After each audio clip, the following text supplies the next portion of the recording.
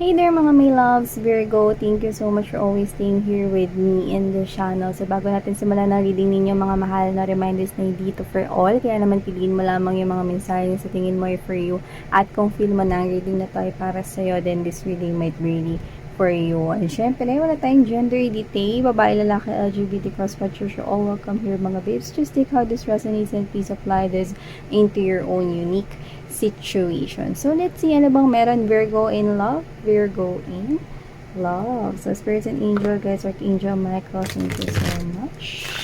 Tell me something about Virgo in love.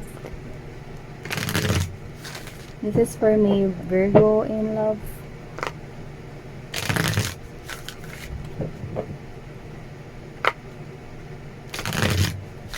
Just gathering up all the energies for you guys. Virgo in love. Tell me something about me, Virgo in love. Their love space department, their heart space department.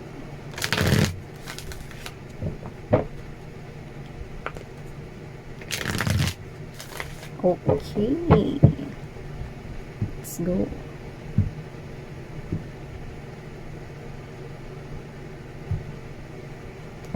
Okay. So Virgo, we have here the true love. Wow, true love right off the bat is right here. This is the romance of a lifetime with exclamation yan mga babes. No, this is the romance of a lifetime. So whatever the case may be, I'm picking up that this is someone who is appearing to be your true love right here. So this person could be in your life already, or this person is about to enter your life. Pero what I love about this is something true, genuine, totoo, tunay. Yeah, no, this is not fake love, but this is true love. Yeah, right off the bat, and we have here the calling your soulmate right here. This is what you manifested. Ito yung taong na manifest mo dito at nasa likod mo, no, ang yung co-creator. Walang iba, si universe yon mga babes, no. Ka-co-creator nyo sila rito, no, at isa kayo rito, no, sa gumagawa, no, ng manifestations dito para makamtan ninyo, no. Kumbaga kayo to, calling in your soulmate. This is you manifesting the love of your life, and you're manifesting your true love here, and it's coming. Your prayers, yan, no, mga panalangin, ang affirmations mo, ang visualizations mo, yan, no, will help you, bring you together. Yan, no, kayong dalawa ng tao niyan. So, yung iba sa inyo, no, paparating pa lang itong tao na to, no, pero maganda, true love na siya dito. So, we also have here to keep an open mind, no, importante sa lahat dito, no, protektahan niyo yung energy ninyo, kasi nakuha ko rito na pwedeng merong mga energy na pwedeng kumontra sa inyo. Huwag na lang kayo makinig sa kanila. Okay? Huwag kayong magpa-apekto. Kasi manifestations niyo yan. Mas maganda na itago niyo sa sarili niyo yan. No? Huwag niyo sasabihin, huwag kayong magbabanggit na nagmamanifest kayo ng inyong true love or ng inyong real soulmate dito. Kahit na sa mga true friends ninyo or kahit sa mga circle of friends, huwag niyong ikwento. Okay? Protect your energy, protect your manifestation. Bakit miss yan? Para mas mapabilis, no, mga babes, no, ang inyong paghatak or pag-attract rito sa person na ito. This is your ideal type. This is your ideal person right here. This is your specific person. This is the love of your life. Okay? So, ganun yung nakikita ko rito. So, whatever the case may be, keep it to yourself, okay? And you can talk, no, sa prayers mo or sa angels and spirit guides mo, no, while you are alone. Yan, no? Keep it to yourself, no? Wag mo rin sabihin sa best friends mo or sa ka-close mo. Yan, ganun yon pag nagmamanifest kayo mga mahal. At syempre, maintain your energy na that positibo ka lang. Every time na makakaisip ka ditong hindi maganda, no, na magdudulot ng sangasangang negative emotions and feelings, ay nako, mas lalo lang magkakaroon ng delay itong minamanifest mo na true love na ito, lalo na kung di pa ito dumating sa buhay mo, no? And for others na nasa life mo na ito mga babes, no, keep an open mind because that is your true love. Okay? No matter what happen, no, ang mga darating na pagsubok sa inyong buhay ay pagsubok lamang Virgo na at iyon ay inyong mapagtatagumpayan. And we have here the within. Wow! See? because you maintain and you protect your energy within the next few weeks lang dito mga babes. Papasok na sa life ninyo itong true love ninyo rito, no? So, maaaring makilala mo na yung true love na yan, mga babes, no? Or within the next few weeks, no? Pwedeng mag-evolve into something beautiful na yung connection ng iba na connecting na kayo sa kanya. Maaaring yan na, mga babes, no? Ang pagkakaroon ng mas malalim na pagkilala sa isa't isa, getting to know each other in a deeper level right here. And for others, nakakonect nyo na siya, no? Pwedeng elevate yan, no, ang inyong relationship into the next level of commitment, which is pwedeng engagement para sa iba. Yeah, definitely this is your one true love here, Virgo. You're calling this, you've manifested this person here. Just keep an open mind right here. Just stay in that positive mindset and you're gonna attract mas mabilis pa within the next few weeks ang pagdating ng person na ito.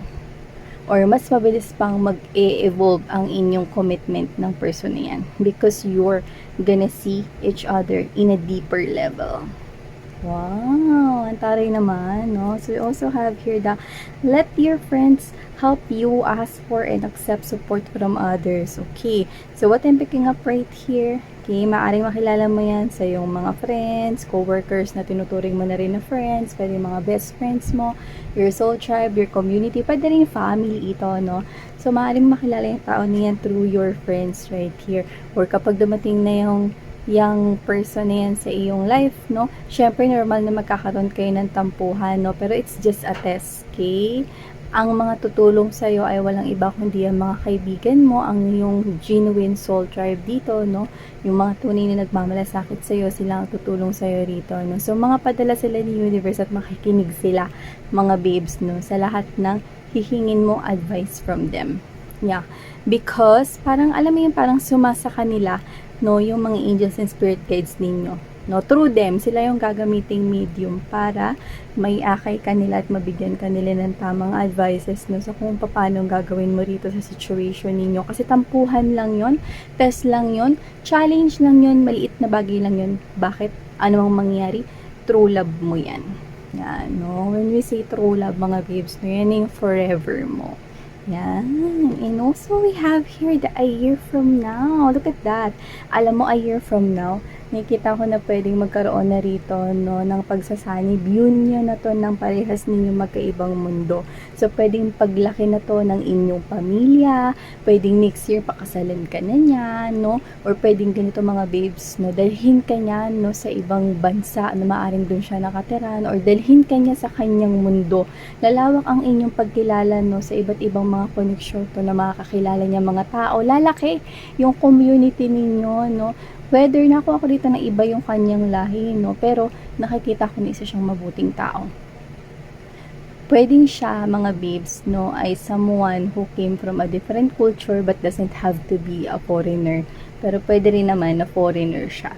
So, whatever the case may be, I'm picking up someone here, no, nalalaki at lalago ang pamilya ninyo at ang pagkakakilanlan ninyo. Lalawak, yan, no, ang inyong circle of friends, no, yung family, magiging blended family kayo nitong tao na to. So, nakikita ko, no, na meron ditong new environment, no, healthy ito, yun na nakikita ko rito, no, healthy new environment ito. So, inihahanda ka na dito, Virgo, no, sa isang panibagong environment, no, sa pagdating sa iyong buhay. Hindi lang ito sa buhay pag-ibig mo. Kasi, dito magbabago lahat eh.